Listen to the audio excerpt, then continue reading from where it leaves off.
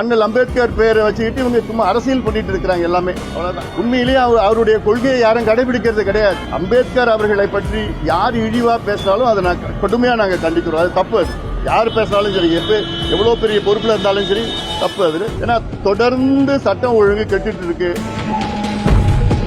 அண்ணல் அம்பேத்கர் அவர்கள் எங்கள் கட்சியினுடைய கொள்கை வழிகாட்டி, ஐடியாலஜி. திமுக தொடங்கி 1949 திமுக கட்சி தொடங்கினாங்க. எங்க கட்சியை நாங்க 1989 தொடங்கணும். 40 ஆண்டுகளுக்கு பிறகு தொடங்கணும். அந்த இடைக்கால 40 ஆண்டுகள்ல திமுக ஒரே ஒரு முறை கூட அண்ணல் அம்பேத்கர் பத்தி பேரை பத்தியோ வார்த்தை சொன்னது கிடையாது. இப்போ ஏதோ அரசியலுக்காக வாக்குகளுக்காக சொல்லிட்டு இருக்காங்க, அவ்வளவுதான். பாட்டாளி மக்கள் கட்சி எங்களுடைய கொள்கை வழிகாட்டி மட்டும் கிடையாது. எங்களுடைய எங்கள் அண்ணல் அம்பேத்கர் அவர்களும் சரி, தந்தை பெரியார் அவர்களும் சரி, புரட்சியாளர் கார்ல் மார்க்ஸ் 3 பேரும் தான் எங்கள் வழிகாட்டி, கொள்கை வழிகாட்டி, ஐடியாலஜி. எங்களுடைய வீட்டில் அண்ணல் அம்பேத்கர் சிலையை வச்சிருக்கிறோம். இது திமுக நிர்வாகிகளோ முதலமைச்சரோ நிர்வாகிகள் யாராவது வீட்டில் சிலை வச்சிருக்காங்களா? அதான் இல்லை. அது எவ்வளவு சொல்லிக்கலாம். ஒரே நாள்ல 7 அம்பேத்கர் சிலையை நாங்க நிறுவி இருக்கிறோம். நூற்றுக்கணக்கான அம்பேத்கர் சிலை இது வரைக்கும் நாங்க பாட்டாளி கட்சி எங்க மருத்துவர் ஐயா நிறுவி இருக்கிறாரு. இப்படி எல்லாம் இந்த நேரத்தில் அம்பேத்கர் அவர்களை பற்றி யார் இழிவா பேசினாலும் அதை கடுமையா நாங்க கண்டிக்கிறோம். அது தப்பு. அது யார் பேசினாலும் சரி,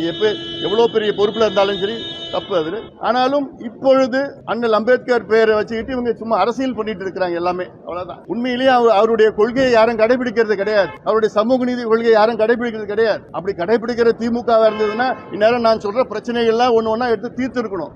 அதை பத்தி அவங்களுக்கு கவலையே கிடையாது. இது கடுமையா நாங்க கண்டிக்கிறோம். ஏன்னா தொடர்ந்து சட்டம் ஒழுங்கு கெட்டுட்டு இருக்கு.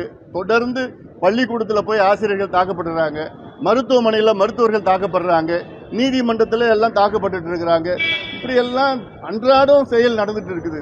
இது காவல்துறையுடைய தோல்வியை தான் நான் பாக்குறேன். காவல்துறை யார்கிட்ட இருக்கு? முதலமைச்சர் ஸ்டாலின் கீழே இருக்கு காவல்துறை. தொடர்ந்து சொல்லிட்டு இருக்கு. இதுக்கு முக்கிய காரணம் என்ன? காரணம் அதை தடை பண்ணதுக்கு உங்களுக்கு ஒன்றும் துப்பு இல்லை. உங்களுக்கு